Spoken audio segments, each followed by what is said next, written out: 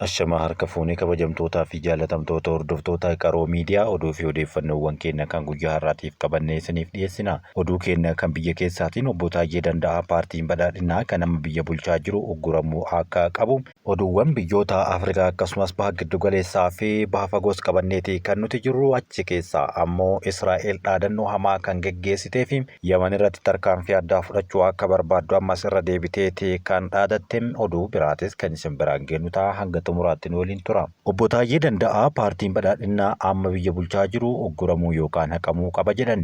Deetaa ministeera nageenyaa fi miseensa caffee Oromiyaa kan turan obbo Taayyee Danda'aa paartiin badhaadhinaa amma biyya bulchaa jiru kun qajeeltoo ittiin taliigamu waan sarbeef akka ugguramu yookaan akka haqamu gaafatan. Xalayaa boordii filannoof barreessaniin akka jedhanitti kana dubbataniiru. Paartiin badhaadhinaa kora isaa lammaffaa akka lakkoofsa Itoophiyaa amajjii 23 hanga 25 bara 2017 keessa jiru kana gaggeeffate irratti komii qaban kan dhiyeessan obbo Taayyee Danda'aan korichi karaa ittiin dhagahameen geggeeffame jedhan. Sababni ammoo seerri ittiin bulmaataa paartichaa tuffatame gatamuudha jechuun yoo dubbatu bu'uura seera ittiin bulmaataa paartii badhaadhinaa akka lakkoofsa Itoophiyaa bitootessa bara 2024 ragga'een keewwata 16 keewwata xiqqaa 10 jalatti miseensonni paartichaa hundinuu kora paartichaa kallattiin ni hirmaatu jechuudhaan paartichi qajeelchoo kaawwateen taliigamaa akka hin turre yookaan ammas akka hin jirre dubbata obbo Taayyee Danda'aan. Kora jalqabaa sana irratti miseensonni filataman 225 keessaa tokko ta'uu kan himan obbo Taayyee Danda'aa ragaa kanaan boordiin filannoo harkaa akka qabu himan. Haa ta'u malee paartichi seera ittiin bulmaataa ibsa sarbuudhaan kora isaa lammataa irratti hirmaachuun dhorkeera jechuudhaan boordii filannootti ol iyyateera. Ammallee miseensa paartii badhaadhinaa ta'uutti kan of ibsan obbo Taayyee Danda'aan paartichi kora ittiin ugguramu qofa osoo hin taane kan mirga eeruu yookaan mormuu akkasumas filachuu fi filamuu isaanis akka sarbee ifa godhaniitiin jiru. Kanaafuu karoorri lammataa paartii badhaadhinaa kan waliin dhahame waan ta'eef bu'aan isaas seera qabeessaa miti jedhan.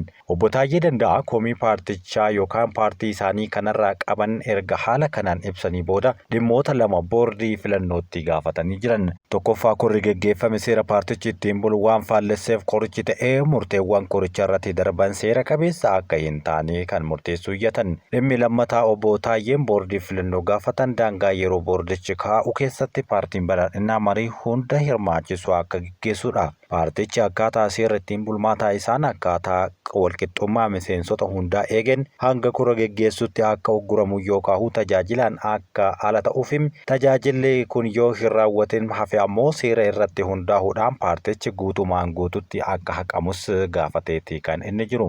Xalayaa iyyata obbo Taayyee Danda'aa kora lammaffaa paartii badhaadhinaa qeequudhaan afaan Amaariffaatiin boordii filannoo Itoophiyaatiif barreessan kanarratti hanga ammaatti gama boordii filannootis ta'ee gama paartii badhaadhinnaatiin deebiin isaaf deebii tokkollee kan hin jirredha. Paartii keessa jiran dabalatee qondaaltotaa fi dhaabbilee siyaasaa qeequun kan beekaman obbo Taayyee Danda'aa akka lakkoofsa Itoophiyaa muddee 1 bara 2011 aangoo irraa kaafamuudhaan humnoota mootummaatiin to'atamuun hidhatti galan. Manni isaanii erga sakatta'amee booda garee shororkeessitootaa waliin dalaguudhaan mootummaa fonqolchuudhaaf socho'aa turaniiru jechuudhaan mootummaan himata irratti bane. Hidhaa baatii lamaa booda caffeen Oromiyaa mirga himatamuu dhabuu isaanii irraa mulqee obbo Taayyeen halkan guyyaa aangoo irraa kaafaman sana humnoota nageenyaatiin kan to'atamanii fi hidhaa seenuu isaanii dura sa'aatii muraasa gaafii fi deebii BBC waliin taasisaniin ittiin bulmaata dhaabichaa amananii akka dubbataa turan kan yaadatamudha. Himannaa bulchaa Itoophiyaa irratti kaasanii hidhamuu akka danda'an gaafatamanii kanas yoo deebisan maal rakkoo qaba seerri eessa jira yoo kan ittiin gaafatamu jiraate ammoo walumaan gaafatamna sanaaf ammoo anis qophiidha jechuun obbo Taayyeen bara sanitti dubbatanii turan. Obbo Taayyee Danda'aa muddee 5 bara 2024 akka lakkoofsa faranjootaatti booda mirga wabiitii mana hidhaatii kan gadhiifamanii fi ergasii balleessaa isaanii alaa deddeebi'uudhaan hordofaa akka jiranii fi ministeera muummee Dr. Abiyyi Ahmadii fi kantiibaa magaalaa Finfinnee kan ta'an aadde Adaanech Abeebee akka ragaa ittisaatti waammatanis ragaaleen isaanii waammatan kunneen beellama Ebla 25 bara 2025 oolee irratti osoo hin dhiyaatiniif hafan. Dhaddacha Ebla 29 oolee irratti ammoo abbaan alangaa waliigalaa federaalaa himataawwan lama obbo Taayyee Danda'aa kanaan dura bilisa jedhan irratti ol iyyannoo lammataa dhiheeffatee jira. Abukaatoon obbo Taayyee Danda'aa gama isaaniitiin yeroo afuraffaadhaaf mana murtichaatti dhihaachuu isaanii himuun yeroo jijjiirraa beellamaa abbootii seeraa dhiheessan falmaniiti kan isaan jiran. Beellamni yoo kennames guyyaa gabaabbatee akka qabamuuf kan gaafatanii fi manni murtichaas yaada abukaatoo bira ga'eem erga dhageeffatee booda akka lakkoofsa Itoophiyaa caamsaa 4 bara 2017tti beellama biraa qabachuun isaa immoo kan yaadatamudha. Hooggantoonni poolisii Oromiyaa fi Iraan waliigaltee tumsa tikaa fi odeeffannoo mallatteessan. Itoophiyaa fi Iraan waliigaltee wal hubannoo dhaabbilee poolisii biyyoota lamaan gidduutti tumsuu uumuu kan dandeessisu mallatteessaniiru. Akka poolisiin federaalaa Itoophiyaa ibsetti waliigalteen Finfinneetti mallattaa'e kun yakka daangaa ce'an ittisuudhaaf odeeffannoo tikaa waliif qooduuf akkasumas leenjii fi muuxannoo wal jijjiiruun dandeettii guddisuu irratti kan xiyyeeffate ta'a jedhan. Waliigaltee kana kan mallatteessan Komishiinara Jeneraalaa Poolisii Federaalaa Itoophiyaa Dammallaash Gabra Mikaa'elii fi gita isaanii Iraan Birgaadeer Jeneraal Ahmad Raazaa Raadaar kan nama ta'e yoo ta'u dubbiin kun har'a ifa ta'eetiin jira. Sanadni waliigaltee kanaa bu'uura waliigaltichaati yeroo yerootti hordoffii irratti godhamuudhaan hojii irra kan oolu ta'uu poolisiin federaalaa beeksise. Ji'a bitootessaa bara kanaa Komishiinarri Jeneraal Dammallaash Gabra Mikaa'el jila qorataa ol'aanaa Forensikii poolisii Dubaay Leetinaal Koloneel Abdullah Mohammadin durfamu waliin mari'achuu isaanii kan yaadatamu yommuu ta'u, walgahii waajjira muummee poolisii federaalaatti gaggeeffame kun qorannoo yakkaa irratti tumsa waliinii kan cimsuu irratti akka xiyyeeffate eeramee ture. Mariin kun miseensonni garee qorannoo Forensikii Emireetota Araba Gamtoomanii fi gita isaanii Itoophiyaa kan hirmaachise yoo ta'u, gamalachuu yakka daangaa qaxxaamuruu fi barmaatilee qorannoo irratti yaada isaanii akka wal jijjiiran ifa godhameera. Itoophiyaa fi Israa'el dameewwan nageenyaa, damee fayyaa fi barnootaa akkasumas teeknooloojii irratti tumsaan hojjechuudhaaf mari'atan jedhame.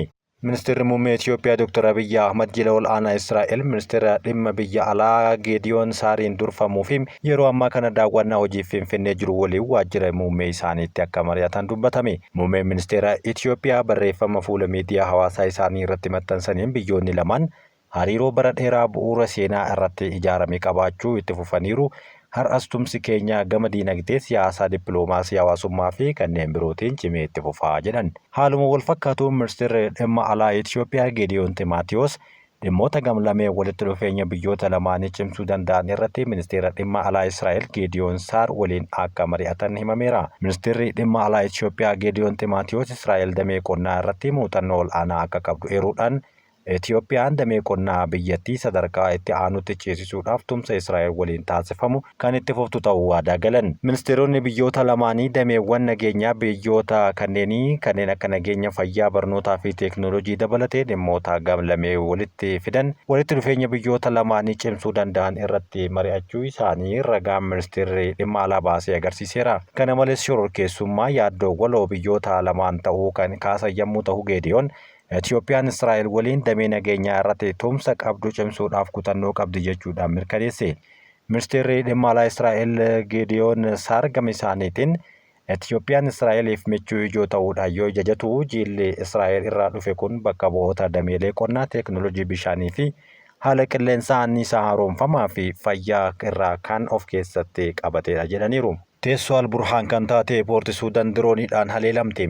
Teessoo hoogganaa humna waraanaa Suudaan kan taate magaalaan handaara galaanaa Poorti Suudaan jedhamtu guyyoota 3 walitti aansuudhaan dirooniidhaan haleelamte. Waraanni walgoliinii erga eegalee humni addaa RSF jedhamu magaalaa guddittii biyyattii Kaartuum yoo to'atu, humni waraanaa biyyattii Jeneraal Abdul Fattah Al-Burhaaniin durfamu ammoo teessoo isaa gara Poorti Suudaan godhachuun ni yaadatama. Torbaan dura humni waraanaa Suudaan humna addaa RSF jedhamu kana irratti ol'aantummaa argachuun kutaalee magaalattii yookaan magaalaa Kaartuum hedduu erga to'atee booda masaraa mootummaas erga to'atanii booda warri RSF jedhaman kun haleellawwan diroonii hedduu Poorti Suudaan irratti raawwachuu jalqaban.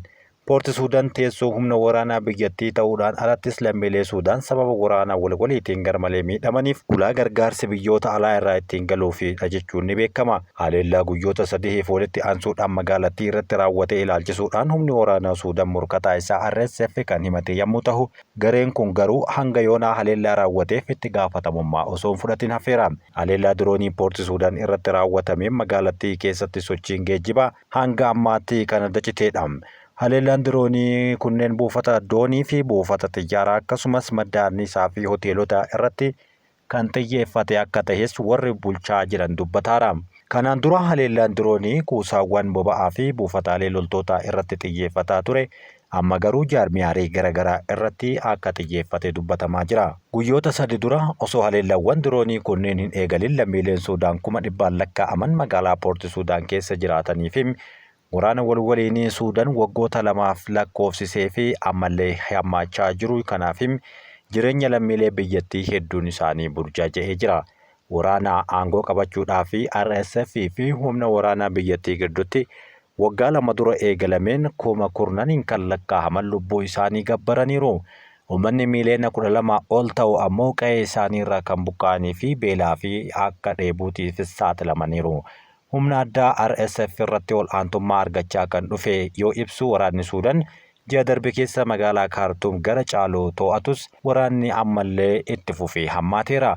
Humni waraanaa Jeneraal Al-Burhaaniin durfamu masaraa mootummaa magaalaa Kaartuumitti argamu to'achuu booda mootummaa mataa isaa hundeessuu ibsuunis waan yaadatamuudha.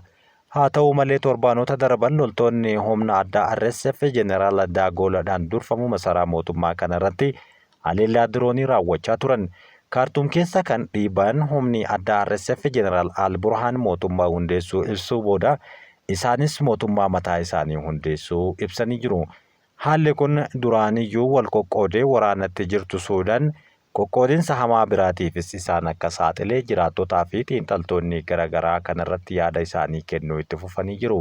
Erga Huutiin buufata xiyyaaraa haleelee Israa'el qilleensarraa Yaman haleelte. Humni waraanaa Israa'el iddoowwan Huutiin qabatee jiru haleelluun haleellaa gareen kun buufata xiyyaaraa Ben Guriizoon irratti raawwate haaloo baaniirra jechuun ibsan. Israa'el ulaa gargaarsi Huutiif seenu buufata Hudaayidaa jedhamu akkasumas warshaa simmintoo Baajil kan baha magaalaa Hudaayidaa keessatti argamu to'annoo Huutii jala jiran jechuudhaan shakkite haleeltee akka turtes ifa gootee jirti. Huutii Yaman karoora Israa'el Gaazaa keessatti opereeshinii waraanaa babal'isuudhaaf qabattee ittiin adeemaa jirtu gufachiisuudhaaf haleellaa misaa'ilaa haaraa raawwatte. Kanaafis buufata xiyyaaraa Israa'el irratti xiyyeeffachuudhaan imala qilleensaa biyyattii burjaajessuu akka barbaaddu yoo himtu, haleellaa Israa'el Yaman irratti raawwatteen ammoo namoonni 21 madaahuu kan ibse Huutiin haleellaa kana Ameerikaa fi Israa'eltu wal ta'uudhaan raawwate jedhe. Ameerikaan haleellaa kana keessa harka qabaachuu kan haalte yommuu ta'u, buufatni Israa'el haleelte galaana diimaa irratti buufata Adeenitti aanee isa guddicha. Nyaata gara Yaman seenuu 80% kan ta'u karaa buufata kanaa yoo ta'u, Israa'el ammoo meeshaalee waraanaa Iraan geejjibsiisuun beekama jechuudhaan kan shakkituudha. Ruwaandaan godaantota Ameerikaa irraa deebifaman fudhachuudhaaf Ameerikaa waliin marii eegalte. Ruwaandaan godaantota Ameerikaa irraa dirqamaan gara biyya isaaniitti deebifaman simachuudhaaf bulchiinsa Doonaald Tiraamp wajjin haasaa jalqabu ministeera haajaa alaa biyyattii Oliiver dubbateetiin jira. Ministeerri haajaa alaa Ameerikaa Maarko Ruubiyoon baatii darbe biyyoota godaantota naamusa hin qabne fudhatan bara yookaan ammoo fudhatuu barbaadan ammatti barbaadutti jirre jechuu isaanii boodaadha yaadni Ruwaandaa kun kan dhagahame. Oliiver kunis nuuf haaraa miti. Ruwaandaan kanaan duras godaantota UK irraa fudhachuudhaaf waliigaltee eegaltee turte jechuudhaan dubbate. Haa ta'u malee UK'n adoolessa darbee keessa yeroo ministeerri muummee Keir Starmer gara aangootti dhufan sagantaa godaantota biyya baasuu hambisuun jijjiirama seeraa taasifteerti. Basaastonni Raashaa paarlaamaa UK irratti hirmaatan murtiin irratti darbe. Lammiileen Bulgaariyaa 3 Raashaadhaaf basaasaa kan turan yommuu ta'u, kora paarlaamaa UK keessatti masaraa West Minister jedhamu seenuudhaan hirmaachaa akka turanis dubbatamaatiin ture. Orleen Roosee fi namoonni lamaan kan biroo caamsaa bara 2016 kutaa koreen paarlaamaa waa'ee Brexit haasa'u keessatti seenuudhaan kallattiidhaan irratti hirmaataniiru. Suuraa miidiyaa hawaasaa irratti maxxanfamee fi kanneen miidiyaaleen addunyaa adda baasan basaastota ta'uu isaanii saaxile jechuudhaan dubbataa jiran namoonni kunneen bakka buutota paartilee siyaasaa Awurooppaa akka ofiin jechaa turanis mirkaneeffameetii kan inni jiru. Dubbi himaan paarlaamichi kun kan ummataati garuu sakatta'iinsa jabaa qaba jechuudhaan dubbateera. Namoonni akka Orleen Rooseef arganii turan yeroo sanatti suuraa ka'ee akka turee fi ija isaaniitiin akka arganis mirkaneessanii turaniiru.